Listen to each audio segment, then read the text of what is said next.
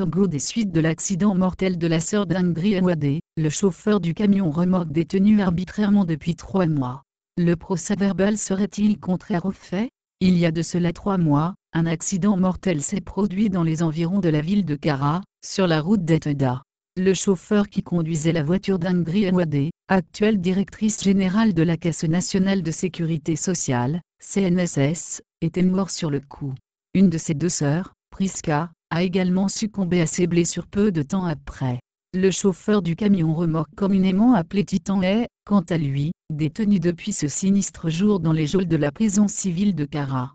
Et pourtant, à en croire les parents que nous avons rencontrés hier, et à qui le chauffeur s'est confié, c'est la voiture de la directrice générale qui serait en infraction, pour avoir effectué un dépassement en pleine côte. Une manœuvre strictement interdite dans toutes les écoles de conduite au monde. Le chauffeur Inikou Yaose au volant du camion remorque portant les immatriculations 8980K et 3705 le 22 mai 2018, serait-il détenu illégalement, par la justice togolaise à la prison civile de Kara? Si on s'en tient à la version racontée par les parents, on répondra par l'affirmative. Lorsque nous nous sommes rendus dans la société qui emploie notre frère, il nous a été expliqué les conditions dans lesquelles l'accident s'était produit.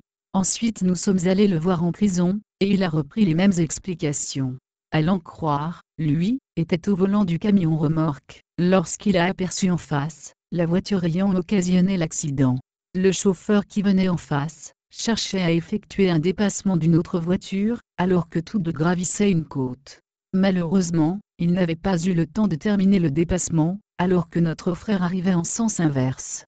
En plus, c'est lui-même qui s'était présenté aux forces de l'ordre pour signaler l'accident. Bien qu'il soit aussi atteint par le choc, il est gardé depuis en prison. On se demande en quoi sa responsabilité est engagée, relate un parent du détenu. Nous ignorions encore jusque-là la propriétaire de la voiture ayant occasionné l'accident, et nous nous demandions en quoi le sieur Inikou Yaose serait responsable du sinistre pour être détenu depuis 3 mois. C'est à travers les recoupements que nous avons découvert qu'en réalité, la propriétaire s'appelait Ingrid Nwade. Rappelez-vous, la directrice et ses sœurs venaient à peine d'enterrer leur mère. Et c'est sur le chemin de retour que les 2 sœurs voyageant ensemble ont eu cet accident. Le sort du chauffeur Inikou aurait-il été différent, si la propriétaire de la voiture ayant causé l'accident était un citoyen lambda? Assurément, puisque les dires du détenu confirment que l'infraction provenait du chauffeur décédé sur le coup. Nous avons contacté le procureur de la République près le tribunal de première instance, 2e classe de Kara, le juge Setekpor pour savoir si c'est la volonté de la directrice de la CNSS qui est en train d'être faite, ou si c'est la culpabilité du chauffeur qui justifie son emprisonnement. Celui-ci s'étonne que la famille se soit approchée d'un média pour évoquer l'affaire, plutôt que de recourir aux offices d'un avocat pour savoir si le droit a été dit dans cette affaire ou non. Dans le cas où le procureur de la République aurait été fidèle au procès-verbal dressé par la gendarmerie, il importe que le contenu de celui-ci soit su.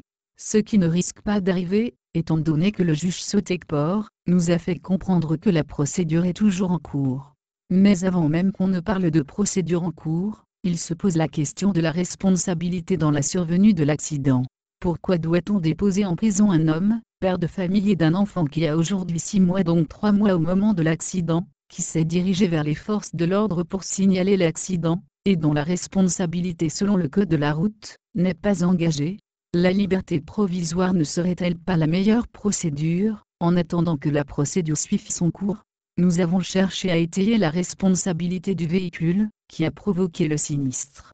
Sur le site belge www.permis-de-conduire-online.be, il est écrit, à l'approche du sommet d'une côte où la visibilité est insuffisante, il est interdit de dépasser par la gauche un véhicule attelé, un véhicule à 2 roues plus ou un véhicule motorisé à 2 roues.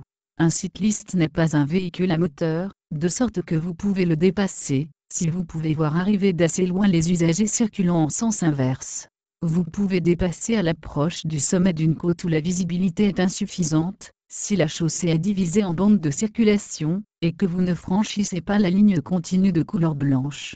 Ainsi, à moins que des instructions ne soient données pour déposer le pauvre Inikou Yaose en prison pour une faute qu'il n'a pas commise histoire de plaire à une égérie de la République togolaise, Il est difficile de comprendre la délivrance d'un mandat de dépôt contre ce père de famille, dont l'enfant a subi l'ablation du prépuce sans la présence de son père.